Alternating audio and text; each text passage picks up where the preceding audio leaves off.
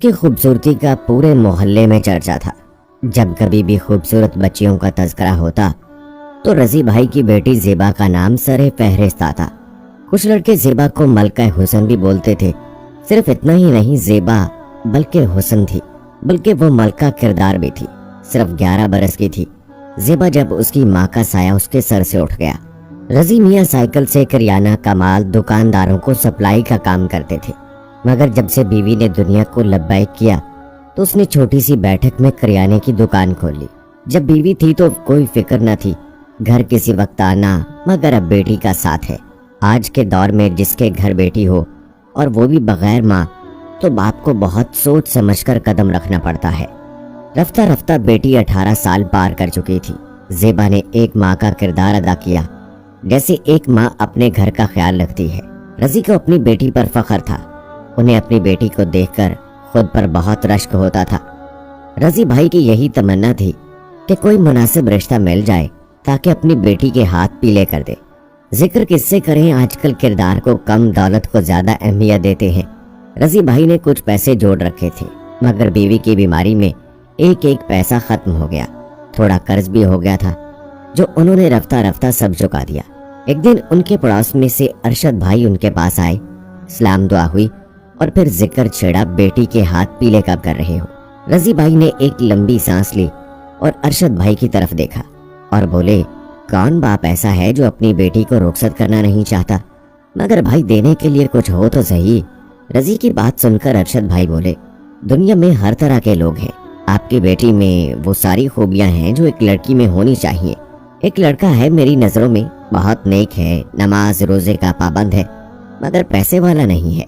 किराए का ऑटो चलाता है, वालिदैन का इंतकाल हो चुका है, एक छोटा सा मकान है, मगर इतना कमा लेता है आपकी बेटी को वो सब कुछ देगा जो कि बीवी का हक होता है। अगर तुम कहो तो मैं बात करूं, मेरी पूरी गारंटी है उसके अच्छे किरदार की। रज़ी भाई ने कुछ देर न लगाई और हाँ कह दिया। देखते देखते बेटी की रुखसती हो गई। वक्त गुजरता गया और 5 बरस गुजर गए। ज़ेबा को इन 5 सालों का पता भी न चला कैसे गुजर गए। ज़ेबा ने भी बीवी का फर्ज अदा करने में कोई कसर ना छोड़ी। अब वो 2 बच्चों की माँ भी बन चुकी थी, एक बेटा 3 साल का, बेटी 1 साल की।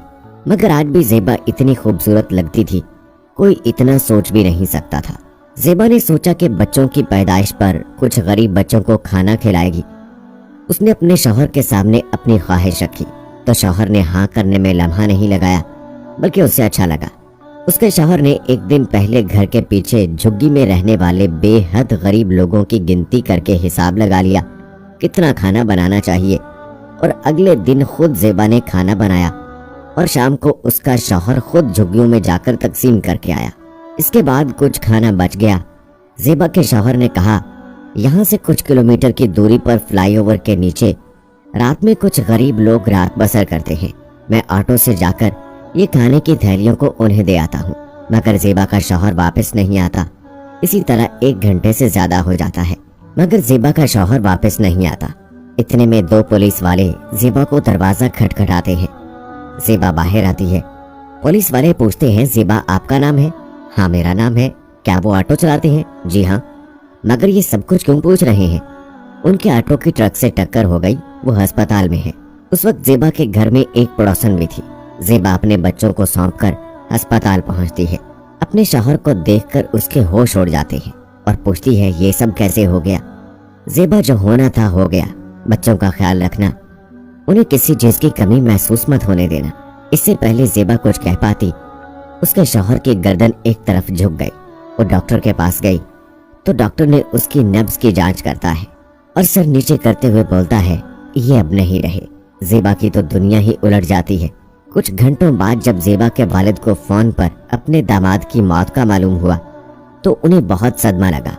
उन्होंने कहा, बेटी मैं तुझे लेने आ रहा हूँ। मगर ज़ेबा ने मना कर दिया और कहा, आप वहां भी अकेले रहते हैं। रज़ी भाई ने इत्तफाक करते हुए मकान खाली करके अपनी बेटी के घर सोचकर मुंतकिल हो गए और नवासों की कफालत करने लगे। जो थोड़े पैसे थे सब इकट्ठे कर लिए थे।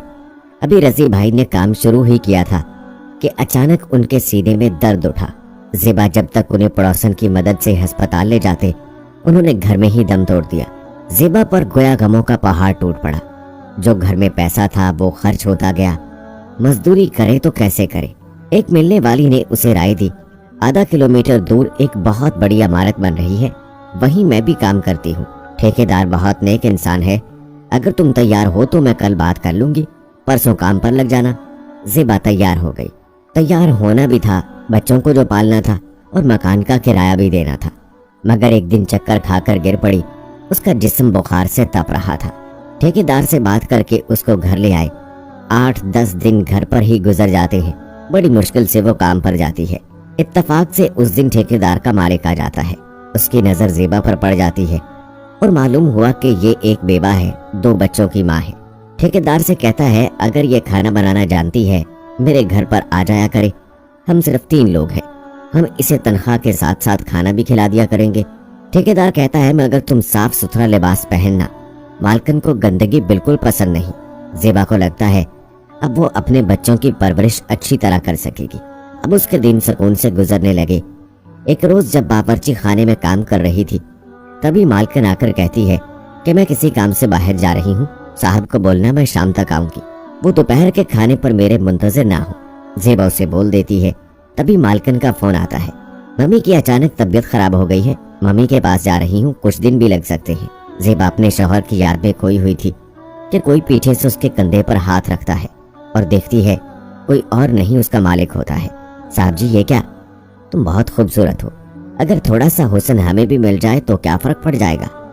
ज़ेबा ने एक तमाचा उसके गाल पर रसीद कर दिया। साहब हम गरीब हैं और अपने दोनों बच्चों को लेकर चलने लगी, अपने घर के लिए कोई और नौकरानी ढूंढ लेना। मालिक ने कहा, तुझे इस थप्पड़ की कीमत चुकाना होगी, तुझे एक दिन मेरे पास आना पड़ेगा। 2 दिन गुजर गए, घर में जो था खत्म हो गया। लाख कोशिश के बाद कुछ इंतजाम ना हो सका। माँ की ममता तड़पने लगी। शाम आ गई, बच्चों की भूख की शिद्दत हद से ज्यादा बढ़ गई। क्या करे क्या न करे, समझ से बाहर था। बच्चे भूख से तड़प रहे हैं। माँ खुद 2 दिन से खाली पेट थी। ठेकेदार ने भी उसको काम नहीं दिया। जहाँ पहले काम करती थी, बेबस और लाचार माँ क्या करे। बच्चे नीम जान हो चुके थे, मगर क्या करे। आखिर बच्चों को बचाना उस माँ की मजबूरी थी। आखिर वो मालिक के पास गई, कुंडी खटखटाई। मालिक ने दरवाजा खोला। उसके चेहरे पर शैतानी हंसी नजर आ रही थी। मुझे मालूम था ज़ेबा, मेरे बच्चे 3 रोज से भूखे हैं। हाँ, किचन में से जो चाहे ले जाओ। ज़ेबा किचन में जाकर दूध, डबल रोटी, सब कुछ एक टोकरी में भरकर जैसे ही निकलती है, मालिक हाथ पकड़ लेता है। इसकी कीमत अदा करनी होगी, तुम जो कहोगे मैं करूंगी, पर अब मुझे जाने दो। मालिक ने कहा, मैं एडवांस नहीं देता। इतना कहते ही ज़ेबा का हाथ पकड़ कमरे में ले जाता है। फिर क्या था, औरत की इज्जत तार तार हो जाती है। कुछ देर बाद खाने की टोकरी ज़ेबा के हाथ में थमाते हुए बोलता है, जब राशन खत्म हो जाए तो चली आना। मैं मजदूरी में कंजूसी नहीं करता और ना ही दराजी करता हूँ। ज़ेबा टोकरी लेकर तेज कदमों से अपने बच्चों की तरफ चली जाती है। बच्चों को खाना खिला रही थी कि पुलिस आई और मालिक ने कहा, उसी ने मेरे घर में चोरी की है। ज़ेबा बेचारी बेबस थी, बोली, नहीं मैंने चोरी नहीं की। मालिक ने उसकी टोकरी की तरफ इशारा किया। टोकरी में देखते हैं उसमें कुछ रुपए भी होते हैं। मालिक बोला, यही मेरे पैसे हैं। मैंने उसकी परेशानी देखते हुए कहा था, मगर ये नमक हराम पैसे चुरा लाई। फिर पुलिस वाले उस मासूम को थाने ले गए और अपनी मनमानी के लिए उसे छोड़ दिया। वो बेबस और लाचार और भागी हुई अपने घर पर आई। बच्चे रोते रोते थक कर सो चुके थे। आज वो रब से यही शिकवा कर रही थी, कब तक गरीब औरत बच्चों की खातिर पब्लिक प्रॉपर्टी बनती रहेगी। या अल्लाह, औलाद दे तो गरीबी न दे, वरना इंसान सिर्फ भेड़िए औरत की इज्जत को इस तरह नोच कर खा जाते हैं। ये समाज अंधा भरा है, ना हक बोलता है, ना हक सुनता है, ना हक उसे दिखाई देता है। ये सितम गरीब औरत पर होता आया है और होता रहेगा। बेवाओं की इज्जत चंद रोटी के निवालों की खातिर यूं ही तार तार होती रहेगी, जिस तरह ज़ेबा की हुई। और उसकी जिम्मेदार हम सब है। रोज़े महशर हमसे भी सवाल किया जाएगा, तुमने ऐसे जुल्म क्यों होने दिया।